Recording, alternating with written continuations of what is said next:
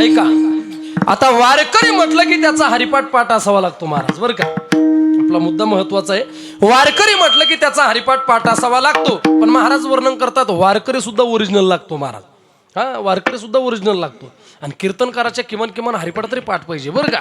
हा, मी सांगत असतो वारकरी सुद्धा ओरिजिनल लागतो. महाराज वर्णन करतात वारकरी का डुप्लिकेट असला किंवा नवीन असला आणि वारकरीने का कधी हरिपाठात गळ्यामध्ये विना घेतला आणि ज्ञानदेव म्हणे आलं गुरुजी, हा सोपं नाही महाराज. हरिपाठ सुद्धा सोपं नाही, बरं का. महाराज वर्णन करतात की त्या ठिकाणी जसं एखादी ट्रॅफिकमध्ये गाडी अडकावी आणि गाडी ड्रायव्हर नवीन असावा, त्याला जशी सिग्नलची भीती वाटते तशी वारकऱ्याची गती महाराज. ज्या पद्धतीने ब्राह्मणांच्या जीवनामध्ये त्रिकाल संध्या असते त्याच पद्धतीने वारकऱ्यांच्या सुद्धा जीवनात त्रिकाल संध्या असते. पण वारकऱ्यांच्या जीवनातील जी त्रिकाल संध्या आहे त्या संध्येपैकी विशेष असणारी संध्या ती म्हणजे हरिपाठ महाराज, बरं का. सकाळी उठल्याच्या नंतर नित्यनेमाने काकडा भगवंताला जागवण्याचं उठवण्याचं कार्य करतात. ऐका, उठा पांडुरंग प्रभात समय पातला, वैष्णवांचा मेळा गरुडा पायी दाटला. सकाळी उठल्याच्या नंतर नित्यनेमाने काकडा आणि सायंकाळच्या वेळेला नित्यनेमाने हरिपाठ ही वारकऱ्यांच्या जीवनातील संधी आहे महाराज. आता आपण सर्वजण हरिपाठ करतो. सोपा प्रश्न विचारतो, मला एक सांगा, हरिपाठामध्ये हरी हा शब्द किती वेळेस आलेला आहे महाराज? हा बरोबर, किती? 108 वेळेस आलेला आहे, बरं का. बरोबर आहे. हरिपाठामध्ये हरी या शब्दाचा उच्चार 108 वेळेस आलेला आहे. त्याच्या पुढचं विचारतो महाराज, हरिपाठामध्ये हरिपाठ या शब्दाचा उच्चार किती वेळेस आलेला आहे? आता तुम्ही म्हणसाल आम्हाला जर माहित असतं तर तुला इथं कशाला बोललेलं असतं. खरंय तुमचं, बरं का. ऐका, मीच सांगतो. हरिपाठामध्ये हरी या शब्दाचा उच्चार ज्ञानोबरांनी 108 वेळेस केलेला आहे आणि हरिपाठ शब्दाचा उच्चार 11 वेळेस केलेला आहे, बरं का. मनाचं बोलत नाही, कुठं कुठं त्या ठिकाणी ज्ञानोबरांनी उच्चार केलेला आहे. आपण बघण्याचा प्रयत्न करू. एकदा सर्वांनी प्रेमाने भजन करा. विठ्ठल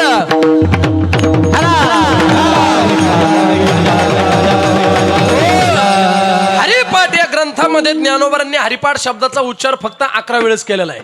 आणि हरिपाठ ग्रंथ फक्त आणि फक्त 27 अभंगाचा आहे महाराज, बरं का. 27 अभंगाचा आहे. देवाची द्वारी ते सर्व सुख गोडी पहिला जो अभंग आहे, सुरुवातीचा जो अभंग आहे सुंदर ते ध्यान, हा ध्यानाचा अभंग आहे आणि तुकोबाऱ्यांचा अभंग आहे. देवाची द्वारी ते सर्व सुख गोडी आणि सर्व सुख गोडी या अभंगाच्या नंतरचे जे अभंग आहे ते गुरु परंपरेचे अभंग आहे गुरुजी. हा, महाराज वर्णन करतात देवाची द्वारी ते सर्व सुख गोडीपर्यंत फक्त 27 वेळा त्या ठिकाणी, मला असं वाटतं 11 वेळा ज्ञानोबरांनी हरिपाठ शब्दाचा उच्चार केलेला आहे. आता सर्वांच्या हरिपाठ पाठे सर्वांनी माझ्यासोबत बोला. एका दुसरा आलं तर सांगू शकता, काही अडचण नाही, बरं का. ऐका, सर्वांनी मोजा. पहिल्या विभागणीमध्ये देवाची द्वारी ते विष्णून जप फक्त 1 वेळेस आलेला आहे महाराज. त्रिगुण आसार निर्गुण हे सार सारा सार विचार हरिपाठ पहिल्या विभागणीमध्ये फक्त 1 वेळेस आलेलं. महिला मंडळ तुम्ही सुद्धा बोला. सर्वांच्या हरिपाठ पाठ आहे. पहिल्या विभागणीमध्ये 1 वेळेस, दुसऱ्या विभागणीमध्ये 5 वेळेस आलेलं आहे. त्रिवेणी संगमी ते हरिवंश पुराण फक्त 5 वेळेस आलेले. नित्य सत्यमित हरिपाठ ज्याशी कळी काळ त्याशी न पाहे दृष्टी ज्ञान देवा चित्ती हरिपाठीने मागली या जन्मा मुक्त झालो सिद्धी बुद्धी धर्म हरिपाठी आले प्रपंच निवाले साधू संगे मनोमार्गी गेला तो तेथेची मुकला हरिपाठी स्थिरावला तोच धन्य हरिपाठ कीर्ती मुखे जरी गाय पवित्रची होय देह त्याचा. किती वेळ झालं पोरं? 6 वेळेस झालं, बरोबर. 6 वेळेस झालं. आता तिसऱ्या विभागणीमध्ये सुद्धा 5 वेळेस आलेलं आहे महाराज, बरं का. नामसंकीर्तन ते सर्व सुख गोडी फक्त 5 वेळेस आलेलं आहे. ऐका, अनंत जन्माचे तप एक नाम सर्व मार्ग सुगम हरिपाठ योग याग क्रिया धर्माधर्म माया गेले ते विलया हरिपाठे हरिपाठी गेले निवांतची ठेले आणि भ्रमर गुंतले सुमन कळिके ज्ञान देवी सांग झाला हरिपाठ पूर्वजा वैकुंठ मार्ग सोपा. किती वेळ झालं?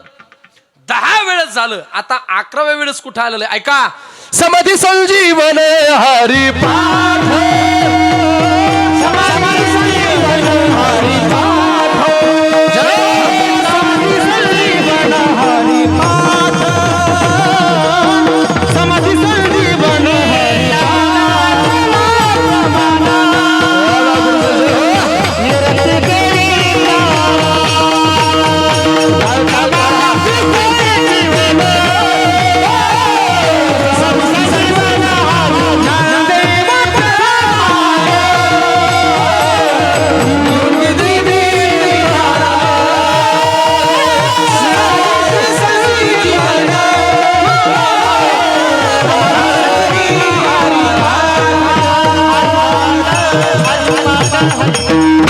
वा वा, टाळी वाजवा सर्वांनी. ज्ञानदेव प्रमाण निवृत्ती देवी ज्ञान समाधी संजीवन हरिपाठ. महाराज वर्णन करतात ज्ञानोबांनी हरिपाठ या शब्दाचा उच्चार 11 वेळेस केलेला आहे. आता आपण सर्वजण हरिपाठ करतो, मग हरिपाठ केल्याच्या नंतर नेमका आपल्या जीवनात त्याच्यापासून फायदा काय होतो. म्हणून आपला पहिला प्रश्न ज्ञानोबांना, माऊली आम्हाला सांगा, आमचा पहिला प्रश्न आहे हरिपाठ का. पहिला प्रश्न कोणता आहे? हरिपाठ का. आमचा दुसरा प्रश्न आहे हरिपाठामध्ये आहे तरी काय. आमचा तिसरा प्रश्न आहे हरिपाठ केल्याच्या नंतर आमच्या जीवनामध्ये होणारा फायदा काय. आणि चौथा प्रश्न आहे हरिपाठामुळे आतापर्यंत संतांच्या म्हणजे तुमच्या जीवनामध्ये झालेला फायदा काय. ज्ञानोबा गोड असणारं वर्णन करतात. जर तुम्हाला या 4 प्रश्नांची उत्तर पाहिजे असेल तर ते मागच्या 11 प्रमाणामध्ये महाराज. पहिला प्रश्न कोणता आहे आपला? हरिपाठ का. पहिला प्रश्न आहे हरिपाठ का. तर माऊली ज्ञानोबांनी त्याचं सुद्धा वर्णन दुसऱ्या विभागणीमध्ये केलेलं आहे महाराज. सर्व मार्ग सुगम हरिपाठ. हरिपाठ का. तर जेवढे देवप्राप्तीचे मार्ग आहे त्या सर्व देवप्राप्तीच्या मार्गामध्ये सर्वात सोपा, सरळ आणि सुलभ जो देवप्राप्तीचा मार्ग आहे तो म्हणजे हरिपाठ महाराज. बरं का. आता काही जण म्हणतील महाराज हरिपाठ म्हणजे, महाराज वर्णन करतात हरिपाठ म्हणजे हरीचं चिंतन, हरीचा पाठ. तुम्ही हरिपाठ करा, हरीकडे पाठ नका करू. बरोबर आहे का. हरीकडे पाठ नका करू जशी माझी. महाराज वर्णन करतात हरिपाठ करा, हरीचं चिंतन करा, देवाचं भजन करा. कारण का कलियुगी उद्धार हरीच्या नामे किंवा कलियुगा माझी करावे कीर्तन. कारण या कलियुगामध्ये भगवंताच्या नामस्मरणाशिवाय तुम्हाला भगवंताची प्राप्ती होणार नाही. काही जण म्हणतात महाराज आम्ही जर इतर मार्गाने देवाची प्राप्ती करायची ठरवली तर चालणार नाही का. नाही. योग याग विधी येणेनो हे सिद्धी वायाची उपाधी दंभ धर्म. इतर कोणत्याही मार्गाने आपण भगवंताची प्राप्ती करू शकत नाही. त्याचं कारण आहे आपल्या आयुष्याची मर्यादा तेवढी नाही महाराज. आपल्या आयुष्याची मर्यादा तेवढी नाही ना. बघा तुम्ही आपल्या आयुष्याचं जर गणित बघितलं तर अल्प आयुष्य मानव देह शतगणिले ते अर्धरात्र खाय. 50 वर्ष झोपीत गेले, मध्ये बालपण पीडा रोग क्षय आणि काय भजनाशी उरले ते पाहे का. मग भजन कधी करणार महाराज. महाराज वर्णन करतात आयुष्याची कालावधी खूप थोडी बरं का. थोड्या आयुष्यामध्ये भगवंताला प्राप्त करण्याचा प्रयत्न करा. पण काही जण म्हणतात महाराज आम्ही नेमकं काय करावं. ज्ञानोबा गोड असणारं वर्णन करतात जो मार्ग आपल्याला संतांनी दाखवलेला आहे, महात्म्यांनी दाखवलेला आहे, महान व्यक्तींनी दाखवलेला आहे, त्या मार्गाचा आपण अवलंब करावा. त्याचा फायदा तेनेची पंथे चालू जाता न पडे गुंता कोठे काही. आपण जर संतांनी दाखवलेल्या मार्गाने जाण्याचा प्रयत्न केला तर आपल्या जीवनात कुठल्याही प्रकारच्या अडचणी, कुठल्याही प्रकारच्या अडथळे निर्माण होणार नाही. काही जण म्हणतात आम्ही आमच्या मनाने मार्ग शोधू, मनोमार्गी गेला तो तेथे चिमुकला, हरिपाठी स्थिरावला तोच धन्य. जर तुम्ही तुमच्या मनाचा शहाणपणा करण्याचा प्रयत्न केला तर तुमची फजिती झाल्याशिवाय राहणार नाही, पदरामध्ये दुःख पडल्याशिवाय राहणार नाही. मनाचं बोलत नाही. वाहिल्या उद्वेग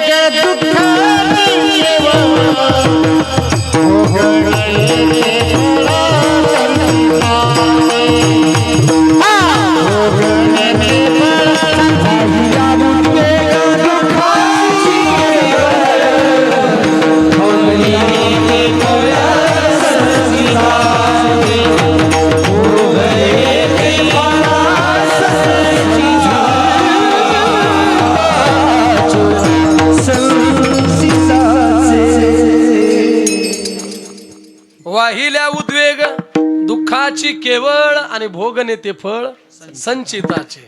महाराज वर्णन करतात संतांचं ऐकावं महाराज. नाही जर ऐकलं ना माणसाची फजिती होती. कशी फजिती होते ऐका सर्वांनी बरं का. संतांचं नाही हे ऐकल्यावर काय फजिती होती. एका घरामध्ये एका मुलीचं शिक्षण चालू आहे, उच्च शिक्षण चालू आहे आणि आई तिला वेळोवेळी सांगत होती तायडे तू घर कामातलं ज्ञान प्राप्त करून घे. महिला मंडळी लक्षपूर्वक ऐका. आई तिला वेळोवेळी सांगत होती तायडे तू घर कामातलं ज्ञान प्राप्त करून घे. स्वयंपाक कसा तयार करावा, वरण कसं तयार करावं, पिठलं कसं तयार करावं, चहा कसा तयार करावा, या सगळ्या गोष्टीचं ज्ञान तुला प्राप्त झालं पाहिजे. आज जरी तुला या सगळ्या गोष्टीची गरज नसली तरी उद्या नवऱ्याच्या घरी गेल्याच्या नंतर या सगळ्या गोष्टीची गरज तुला लागणार आहे. मनाचं बोलत नाही महाराज. आई म्हणजे संत आहे आणि मुलगी म्हणजे जीव आहे. आई रूपी संत मुलगी रूपी जीवाला वेळोवेळी सांगण्याचं कार्य करतात. पण मला असं वाटतं जीव संतांचं ऐकत नाही महाराज बरं का. आणि काही दिवसांचा कालावधी गेला, काही वर्षांचा कालावधी गेला, हळूहळू करता ती मुलगी उपवर झाली, लग्नाच्या वयाची झाली आणि थाटामाटामध्ये तिचा विवाह सोहळा संपन्न झाला. तुम्ही म्हणसाल इतक्या लवकर कीर्तनात लवकर लग्न होतं महाराज. असं नाही होणार. आता असं लग्न हा शब्द कानावर पडावं तरी समाधान आहे बरं का. आता विषयच नाही राहिला, ती विसरूनच जा महाराज. अवघड बरं का. आणि आपण जर आता लग्न हा विषय जर विचार केला ना तर गुरुजी प्रत्येक गावात जर आपण प्रत्येक गावाचा सर्वे केला ना, आता किमान प्रत्येक गावात, इकडचं नाही माहित आमच्याकडचं सांगतो, पण प्रत्येक गावात आमच्या गावातच महाराज किमान एक टाली भरून घोड म्हणजे तुम्हाला पाहायला मिळतील. आता तुम्ही हा टाली भरून तुम्ही म्हणसाल घोड म्हणजे काय सांगतो महाराज बरं का. आता जो 20, 22, 25 वर्षाचा असेल गुरुजी तो मुंजे, 35, 40, 45 वर्षाचे कुठे मुंजे असतात का महाराजी? हे मुंजे नाही, हे गोड मुंजे. म्हणून आता जे राहिले ते राहिले. मी सांगत असतो राहिलेल्यांनी टेन्शनच घ्यायचं नाही. मस्त पावशेर गांजा घ्यायचा, 5 मीटर भगवा कपडा घ्यायचा, बंबोले टेकडीवाले चिलिंबना हे ताजम दम लगाने आजा, लोड नाही घ्यायचा महाराज. लोकांचा अवघड आहे ना, लोक देवाला चॅलेंज करतात. लोक म्हणतात महाराज महादेवानं गांजा पेला, कृष्णानं चोऱ्या केल्या, लोक देवाला चॅलेंज करतात महाराज. मी सांगत असतो ऐका, अरे देवानं गांजा जरी पेलेला असला तरी महादेवानं या जगासाठी हलाहल नावाचं विष प्राशन केलेलं आहे महाराज. बरोबर आहे का बाबा? भगवंताने गांजा जरी पेलेला असला तरी देवानं या जगासाठी हलाहल नावाचं विष प्राशन केलेलं आहे. मी सांगत असतो तू नुसतं एक टोपण उलाला घेऊन पाय, है का नाही? तुला काय मग करणार उलाला, इकडे यायला माहिती उलाला. देवाची कुठे बरोबरी करायला चालली. महाराज भगवान श्रीकृष्ण परमात्म्याने 12 गाव अग्नी गिळला होता. आपल्याला अगरबत्तीचा झटका सहन होत नाही महाराज. देवाला बायका किती होत्या? 16,108. कल्पना करा बसलेली मंडळी. भगवंताला बायका होत्या 16,108. आपल्याला एक भेटन नाही महाराज. पण इकडून तिकडून भेटली तर तिनं सुद्धा नाकीनं आणलेली. अवघड बरं का. ज्यांचं झालं नाही ते सुखी आहे, आणखी बरं चाललंय तुमचं. हा लई त्या भानगडीत पडू नका महाराज, हे सोपं नाही बरं का, अवघड आहे महाराज. हा आणखी चांगलं आहे, आणखी ताकद आहे तुपल्या अंगामध्ये, बघायचं काम नाही. महाराज वर्णन करतात, काही दिवसांचा कालावधी गेला, ती मुलगी उपवर झाली आणि लग्न झालं महाराज. त्याचं थाटामाटामध्ये लग्न झालं. आणि लग्न झाल्याच्या नंतर मला असं वाटतं की ती येती जातीची झाली आणि घरी 4-5 पाहुणे आली आणि सासरेबुवांनी सहज आवाज दिला, सुनबाई 4-5 कप चहा ठेवा. आता 4-5 कप चहा ठेवा म्हटल्याच्या नंतर महाराज आईचं ऐकलेलं नव्हतं, पण हुशार होती, जुना काळ होता. तिने ते अलमारीतून एक पुस्तक बाहेर काढलं. ते पाकशास्त्राचं पुस्तक होतं, स्वयंपाक कसा तयार करावा. ते पुस्तक बाहेर काढलं ना असं भिंतीवर उघडं ठेवलं महाराज. त्या पुस्तकामध्ये पहिलाच मुद्दा होता चहा कसा तयार करावा. त्याच्यामध्ये परत पहिला मुद्दा होता महिला मंडळ, गॅस पेटवावा. आता चुली राहिल्या नाही महाराज, गॅस पेटवला. दुसरा मुद्दा होता पातेलं ठेव. तिसरा मुद्दा होता जेवढा कप चहा करायचा तेवढं कप पाणी टाकावं, पाणी टाकलं. चौथ्या मुद्द्याला होती साखर टाकावी आणि 5व्या मुद्द्याला होती पत्ती टाकावी. पण तेवढ्याच काळात त्यांच्या घरी नव्हती पत्ती. आणि तिनं विचार केला, गुरुजी आपल्या घरी नाही म्हणून काय झालं, आपण शेजारणीच्या घरी जाऊ आणि घेऊन येऊ. आणि जुना काळ चांगला होता महाराज. आज पण ही परंपरा खेड्यापाड्यात जिवंत आहे बरं का. आमच्या माता मावल्या बघा, आपल्या घरातलं पीठ संपू द्या, मीठ संपू द्या, तेल संपू द्या, साखर संपू द्या, पत्ती संपू द्या, इमर्जन्सीच्या काळामध्ये लगेच शेजारणीच्या घरी जातात आणि घेऊन येतात महाराज बरं का. आणखी पण ही परंपरा खेड्यापाड्यात जिवंत आहे बरं का. फक्त वाईट एकाच गोष्टीचं वाटतं नाना. कोणत्या गोष्टीचं? ज्या वेळेस आमच्या माता मावल्या शेजारणीच्या घरी पीठ आणायला जाते महाराज, आणि त्यावेळेस असं दाबून दुबून आणत्या, है की नाही गुरुजी? आणि त्यावेळेस असं दाबून दुबून आणत्या. आणि ज्यावेळेस तिला रिटर्न द्यायचं झालं महाराज असं झटकीत देत्या. पण ते सोपं नाही बरं का, त्याची परत फेड करावं लागते. हा एवढं सोपं नाही महाराज ते. आणि मी सांगत असतो जुना काळ चांगला होता महाराज बरं का. जुना काळ चांगला होता. जुना काळ किती चांगला होता मनाचं बोलत नाही नाना. तुमच्या काळामध्ये, जुन्या काळामध्ये जुना काळ एवढा चांगला होता की तुमच्या काळामध्ये घरातला विस्तू जरी संपला तरी लोक शेजाऱ्याच्या घरून जाऊन आणत होते. बरोबर आहे ना? घरातला विस्तू संपू द्या महाराज, बाबा घरातला विस्तू संपू द्या तरी लोक शेजाऱ्याच्या घरून जाऊन आणत होते. आता विस्तू आणत नाही महाराज. हा नाही आणलेला चांगलं बरं का. आता युस्तू लावते लोक महाराज. अवघड आहे बरं का. काळाच्या ओघानुसार बदलत जावं लागतं. त्या मुलीने विचार केला आपल्या घरातली पत्ती संपली म्हणून काय झालं, महिला मंडळ ऐका, तिने आईचं ऐकलेलं नव्हतं, गेली शेजारणीच्या घरी. पण ती पत्ती घेऊन येईपर्यंत महाराज देवाने हळूच असणारी एक वाऱ्याची झुळक सोडली आणि त्या वाऱ्याच्या झुळकीमध्ये त्या पुस्तकाचे 4-5 पानं पलटली आणि तिथं आलं महाराज पिठलं कसं तयार करावं. ती पत्ती घेऊन आली, पातेल्यामध्ये पत्ती टाकली. आता 6व्या मुद्द्याला होतं दूध टाकावं. तिने वरचं वाचायचं महाराज, तिने वरचं वाचलंच नाही. तिने डायरेक्ट 6वा मुद्दा वाचला. महिला मंडळ डायरेक्ट 6वा मुद्दा वाचला. 6व्या मुद्द्याला होतं एक तामण घ्यावं, एक परात घ्यावी, त्याच्यामध्ये बेसन पीठ कालावं आणि ते पातेला सोडून द्यावं. आता महिला मंडळ कल्पना करा, तिच्या हातातून पदार्थ कोणता तयार झाला असेल.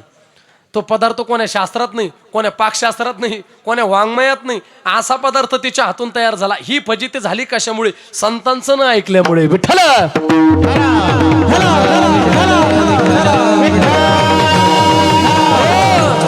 म्हणून सर्वात सोपा असणारा मार्ग तो म्हणजे हरिपाठ आहे. सर्व मार्ग सुगम हरिपाठ. रात्रंदिवस तुम्ही भगवंताचं चिंतन करा, भगवंताचं भजन करा, नामस्मरण करा. आणि नामस्मरण करत असताना हा देह जर तुम्ही त्या भगवंताच्या द्वारामध्ये समर्पित केला, भगवंताच्या द्वारामध्ये हा देह चिंतन करत असताना जर समर्पित केला, नामस्मरण करत असताना जर त्या ठिकाणी देवाच्या चरणावर त्या ठिकाणी समर्पित केला, तर त्याचा फायदा काय होईल महाराज त्याचंच वर्णन अभंगाच्या पहिल्या चरणामध्ये.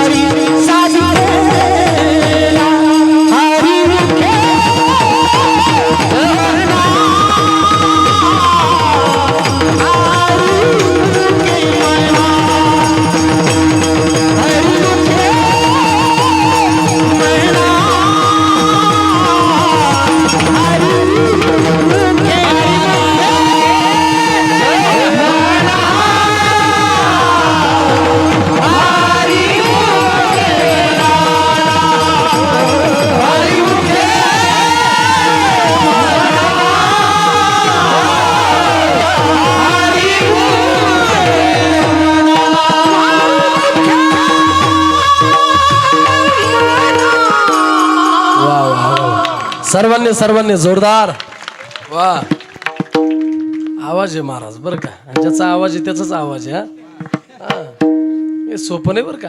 शेडजीत आवाज नेण्याकरता सगळे इंद्रिय एका खोलीत घ्यावं लागते महाराज, सोपं नाही ते. आणि आमचे ब्रह्म महाराज म्हणजे मला असं वाटतं गाणं कोकिळ आहे महाराज. खरोखर मला असं वाटतं विश्वमाऊली ज्ञानोबरांची कृपा आहे बरं का, ज्ञानोबरांची कृपा आहे महाराज. गोड महाराजांचा आवाज आहे का. देवाची द्वारी उभा क्षण भरी तेने मुक्तीचारी साधी येल्या. महाराज वर्णन करतात भगवंताच्या द्वारामध्ये जर तुम्ही क्षणभर उभे राहिले, नवे नवे संपूर्ण आयुष्य भगवंताच्या चरणावर समर्पित केलं, भजन करण्यामध्ये खर्च केलं, तर तो परमात्मा तुमच्यावर कृपा केल्याशिवाय राहणार नाही. ते 4 प्रकारचे मोक्ष तुमच्या जीवनात तुम्हाला प्राप्त झाल्याशिवाय राहणार नाही. म्हणून आपला पहिला प्रश्न होता हरिपाठ का, तर सर्व मार्ग सुगम हरिपाठ. दुसरा प्रश्न आहे हरिपाठामध्ये आहे तरी काय, तर सारासार विचार हरिपाठ, ज्याच्यामध्ये साराचाही विचार आलेला आहे आणि आसाराचाही विचार आलेला आहे. सार कशाला म्हणावं, आसार कशाला म्हणावं, ग्राह्य घेण्यासारखं त्याला सार म्हणावं, त्यात जे टाकून देण्यासारखं त्याला आसार म्हणावं बरं का. सार काय आहे, सार सार सार विठोबा नाम तुझे सार, भगवंताचं नामस्मरण त्या ठिकाणी महाराज सारे.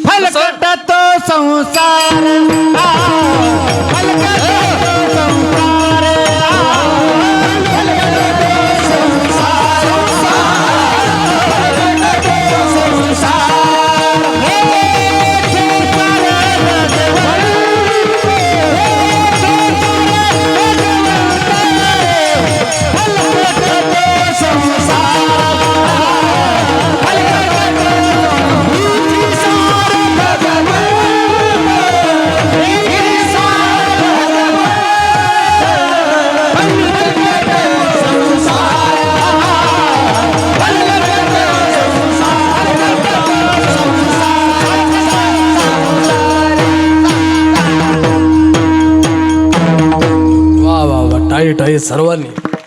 येथे सार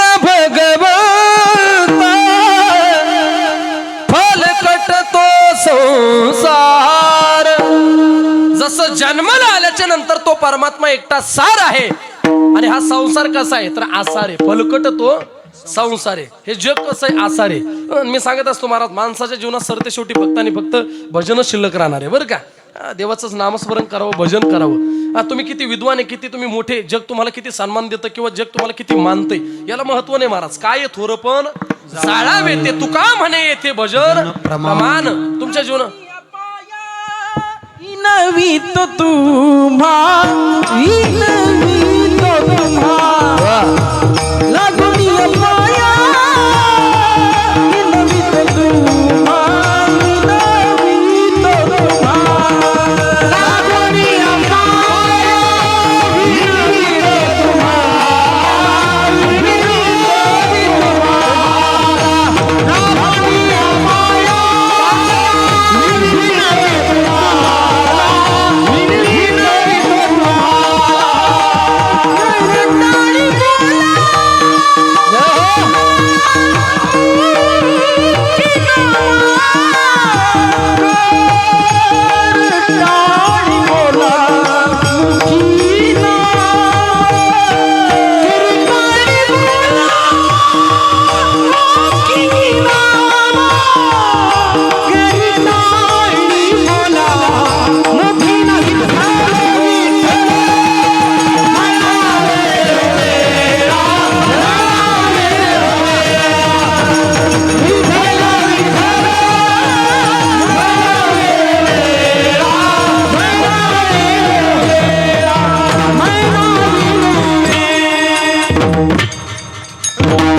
वा वा टाळी सर्वांनी. लागोनिया पाया विनवितो तुम्हाला. वा दुसरी येवली महाराज बरोबर का. काय बघायचं काम आहे का महाराज. करे टाळी बोला मुखी नाम. मी सांगत असतो माणसाच्या जीवनामध्ये सरते शेवटी फक्त आणि फक्त भजन शिल्लक राहणार. बरं भजनाचं जिवंत सामर्थ्य, भजनाची जिवंत असणारी ताकद जर आपल्याला आपल्या डोळ्याने बघायची असेल ना महाराज, भजन केल्याच्या नंतर माणसाच्या जीवनामध्ये काय अधिकार प्राप्त होतो किंवा त्याचं जिवंत असणारा चमत्कार, त्याचं सामर्थ्य उघड्या डोळ्याने जर सगळ्यांना बघायचं असेल तर आता सगळ्यांकडे मोबाईल मारा. भजनाची खरी ताकद काय असते, भजनाचं सामर्थ्य काय असते जर बघायचं असेल तर ते वृंदावनचे प्रेमानंद महाराज. बरोबर आहे का. वृंदावनचे प्रेमानंद महाराज सर्वांना माहिती आहे. आता सर्व आमचे तरुण मित्र मंडळ सगळ्यांकडे मोबाईल महाराज. मी सांगत असतो कोणताही व्यक्ती त्यांच्याकडे जाऊ द्या, कोणताही माणूस त्यांच्या सुप्रीम कोर्टाचा जज त्यांच्याकडे गेलता. विराट कोहली असेल, क्रिकेट क्षेत्रातले बॉलिवूड असेल मोठे मोठे स्टार, कोणताही माणूस त्यांच्याकडे जाऊ द्या. पण मी सांगत असतो कितीही मोठा आणि कितीही सामान्य व्यक्ती जाऊ द्या, प्रत्येकाकडे बघत असताना एक नजर आहे महाराज. मुंगी आणि राव आम्हा सारी खाची देव जीव महाराज वर्णन करतात. ही संतांची नजर आहे महाराज. प्रेमानंद महाराजांचा काहीतरी विषय आला बरं का. त्यांच्या दोन्ही किडण्या गेलेले 20 ते 25 वर्षापासून दोन्ही किडण्या गेलेले. दर्शन घ्या मोकळं म्हणून घ्या दमान. रस्त कर जाऊ द्या. विठाला विठाला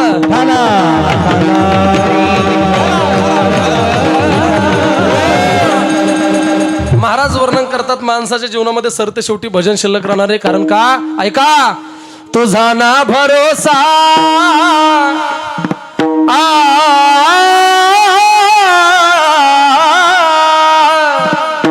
तुझा ना भरोसा न माझा भरोसा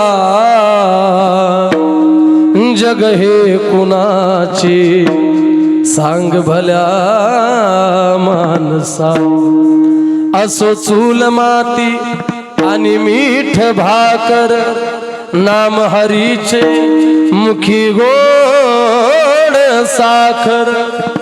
सोडून दे रे धनाच्या तो लालसा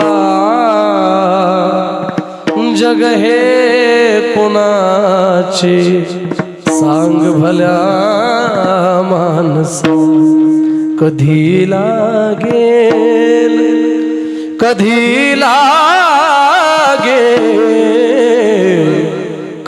लागेल रे वेड्या तुला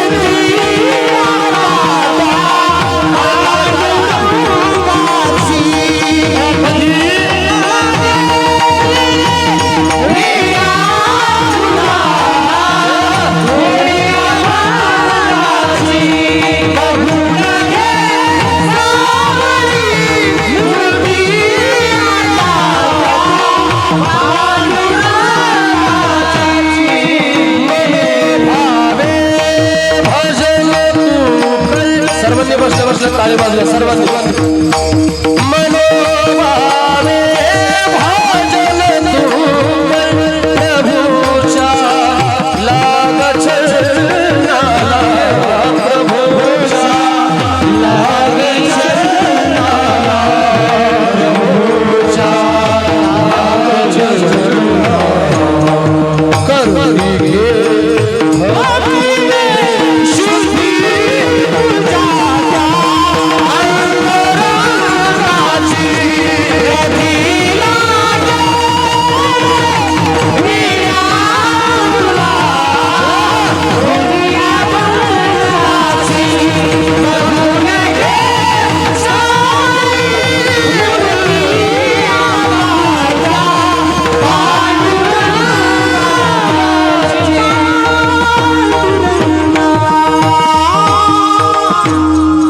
असो हा जन्म मोलाचा असो हा जन्म मोलाचा नको तू घालवू वाया नको तू घालवू वाया नको तू घालवू वाया जपून तू चाल जपून तू चाल जपून तू चाल रे वेड्या तुटेली दोर पतंगाची कधी लागेल रे वेड्या तुला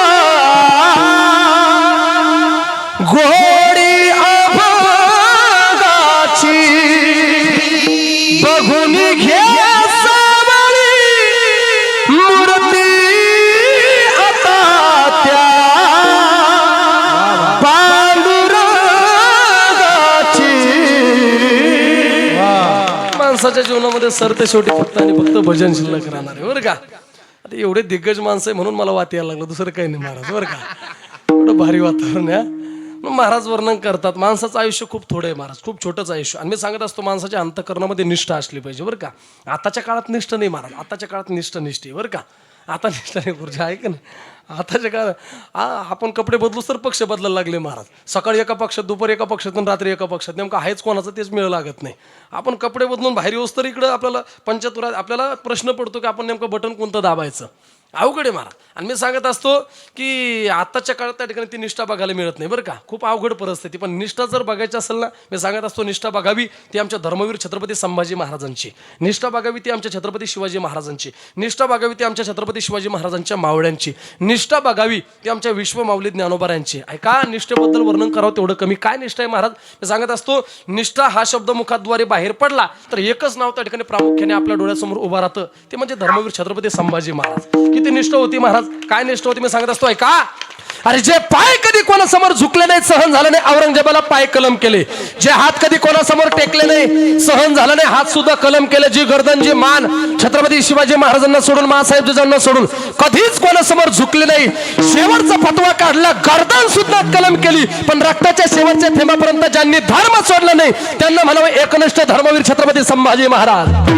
निष्ठेबद्दल वर्णन करावं तेवढं कमी. ऐका परवा ऐकायला लक्षपूर्वक ऐका. पाठीमागे तो चित्रपट आला होता संभाजी महाराजांच्या जीवनावर कोणता छावा सर्वांनी पाहिला बरोबर आहे का सर्वांनी पाहिला महाराज. आणि तो चित्रपट बघितल्याच्या नंतर मला असं वाटतं की राजांचा जो त्या ठिकाणी महाराज छळ केला किंवा जे हाल केले राजांची त्या ठिकाणी जी दयनीय अवस्था होती ते चित्र बघितल्याच्या नंतर प्रत्येक हिंदूचा अंतकरण हे त्या ठिकाणी कळवळून आल्याशिवाय राहणार नाही डोळ्यामध्ये अश्रू आल्याशिवाय राहणार नाही महाराज बरं का.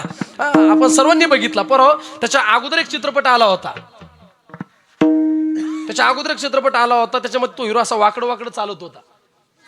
हा सर आपल्या गाव येनोरा गावातले पोरं आहे महाराज ते बघायचं काम आहे का महाराज आहे की नाही. मी पण बघितलं पाहिजे काय अडचण नाही बरं का. ऐका त्याच्यामधला फेमस डायलॉग होता परवा कोणता असं हुशारी बरं का ते. कालचा अभंग कोणता होता ते अभंग तुलाच माहिती आहे की नाही. ऐका बरं का परवा ऐका लक्षपूर्वक ऐका. पुष्पा पिक्चर मध्ये फेमस डायलॉग होता कोणता झुकेगा नाही साला बरोबर आहे का. पण मी सांगत असतो महाराज, मी प्रामुख्याने बोलत असतो, झुकेगा नाही हे वाक्य जर म्हणायचं असेल तर हे वाक्य फक्त आणि फक्त आमच्या धर्मवीर छत्रपती संभाजी महाराजांकडे बघून म्हणा महाराज. हा, कल्पना करा, स्वतःचं धन, स्वतःचं ऐश्वर, स्वतःची संपत्ती, स्वतःचं राज्य देण्याकरता तयार होता औरंगजेब, पण रक्ताच्या शेवटच्या थेंबापर्यंत धर्म सोडला नाही बरं का. याला म्हणते झुकेगा नाही महाराज. कोणाकडे कोणाचा हे आदर्श घेऊ नका. आणि मी सांगत असतो, आम्ही हिंदू आहे, आपण भाग्यवान आहे महाराज. आपला जन्म पुण्य पावन असणाऱ्या या धर्मामध्ये झालेला आहे. सनातन धर्म आहे महाराज आपला. आपण आपल्या धर्माची परंपरा, आपण आपल्या संस्कृतीची जोपासना आपल्या हातनं घडलीच पाहिजे महाराज. ही काळाची गरज आहे. आणि मी सांगत असतो, कोणालाही डोक्यावर घेत बसू नका. कोणालाही त्या ठिकाणी महाराज अवघड परिस्थिती बरं का. कारण निष्ठेबद्दल जर बोलण्याचा प्रयत्न केला तर हिंदू धर्माबद्दल किंवा धर्माबद्दल निष्ठा काय असते, जर एक निष्ठा जर मला असं वाटतं धर्माप्रती कट्टरता जरी बघायची असेल ना, मी सांगत असतो धर्माची कट्टरता बघायची असेल, कधीतरी छत्रपती संभाजीनगरला जा. काय बोलतो मी लक्षात घ्या बरं का. धर्माप्रती कट्टरता बघायची असेल, कधीतरी छत्रपती संभाजीनगरला जा. आणि संभाजीनगरला गेल्याच्या नंतर एखाद्या मुस्लिम समाजाच्या व्यक्तीला छत्रपती संभाजीनगर म्हणा, तो म्हणणारच नाही महाराज. काय बोलतो मी लक्षात घ्या बरं का. हे जबाबदारीपूर्वक बोलतो बरं का. आम्ही सुद्धा अनुभव घेतलेला आहे. मी एक नाही महाराज, 100 मुसलमानांना तुम्ही छत्रपती संभाजीनगर म्हणा, तो म्हणणारच नाही महाराज. तो औरंगाबादच म्हणणार. जस काय औरंगजेब त्याचा बाप आहे की नाही. कल्पना करा महाराज. अरे संपत्ती करता, राज्य करता, स्वराज्य करता, वैभवा करता, ज्याने आपल्या बापाला मारलं, ज्याने आपल्या भावाला मारलं, त्याचा काय आदर्श घेणार महाराज. आदर्श घ्यायचा असेल तर धर्मवीर छत्रपती संभाजी महाराजांच्या जीवनाचा घ्या. आणि काही जणांना, आता बऱ्याच जणांना राग येतो महाराज, आपण जर थोडंफार धर्माबद्दल बोललो ना, काहींना राग येतो. पण मी सांगत असतो की ज्याला गाय आणि ज्याला माय कळत नाही तो हिंदूचा होऊ शकत नाही महाराज. हे डोक्यातून काढून टाका. बरोबर आहे का गुरुजी. ज्याला गाय आणि माय कळत नाही. अरे तुमचा आमचा धर्म एवढा पवित्र आहे. आमच्या धर्माबद्दल जर बोलण्याचा प्रयत्न केला तर मी सांगत असतो, तुमचा आमचा धर्म एवढा पवित्र आहे, एवढा पवित्र आहे. आमच्या धर्मामध्ये, आमच्या संस्कृतीमध्ये, आमच्या धर्मामध्ये भाऊकीतली जरी मुलगी असली तरी आम्ही तिला बहिणीचा दर्जा देतो. बरोबर आहे ना. भाऊकीतली मुलगी असू द्या, आम्ही तिला बहिणीचा दर्जा देतो. काही धर्मात फक्त दूध पारखं लागतं नाना. बरोबर आहे ना. काही धर्मात फक्त दूध पारखं लागतं मला. माझ्या गावात आहे ना ते. अवघड परिस्थिती. आणि मी सांगत असतो, ज्याला माय कळत नाही, ज्याला गाय कळत नाही, अशा लोकांना कुठे डोक्यावर घेत बसले महाराज. हे डोक्यातून काढून टाका. हे विसरून जा महाराज. बांगलादेशमध्ये जी परिस्थिती निर्माण झाली ना, उद्या ती आपल्यावर सुद्धा होऊ शकते महाराज. सांगता येत नाही. मागच्या वर्षी सुद्धा तोच प्रसंग होता आणि या वर्षीचा सुद्धा तोच प्रसंग आहे. आणि पाठीमागे सुद्धा काश्मीरमध्ये काही हिंदूंना, 25 ते 26 हिंदूंना, ते हिंदू असल्यामुळे त्यांना गोळ्या घालून मारलं महाराज. अवघड परिस्थिती बरं का. आपण आपल्या धर्माबद्दल जागृत व्हा. एकनिष्ठतेबद्दल वर्णन करावं तेवढं कमी. एकनिष्ठता जर सांगायची झाली तर मी सांगत असतो, एकनिष्ठता किंवा निष्ठा बघावी ती आमच्या छत्रपती शिवाजी महाराजांच्या मावळ्यांची. निष्ठा बघावी ती आमच्या त्या ठिकाणी मावळ्यांच्या, मला असं वाटतं आमच्या तानाजी मालुसऱ्यांच्या घोरपडीची. काय निष्ठा होती महाराज. एकदा सांगितलं, दोनदा सांगितलं, तीनदा सांगितलं, यशवंती जर आता गडावरून खाली आली तर शरीराचे 2 तुकडे केल्याशिवाय राहणार नाही. आणि तिच्या अंतःकरणातली सुद्धा निष्ठा जागृत झाली. आणि म्हणून तर मला लागतंय का, गेला जिंक